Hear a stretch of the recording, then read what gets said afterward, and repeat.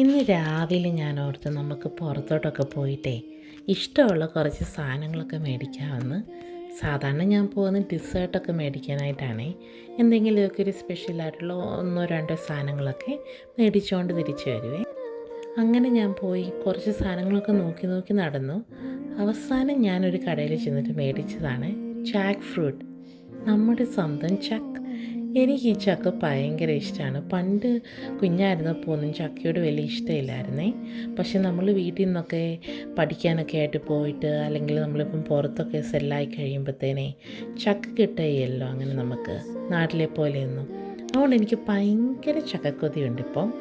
ഈ ഒരു പാക്കറ്റിന് തന്നെ ഓൾമോസ്റ്റ് ഒരു 1000 റുപ്പീസായിട്ടുണ്ടേ ഞാൻ മേടിച്ചപ്പോഴത്തേന്.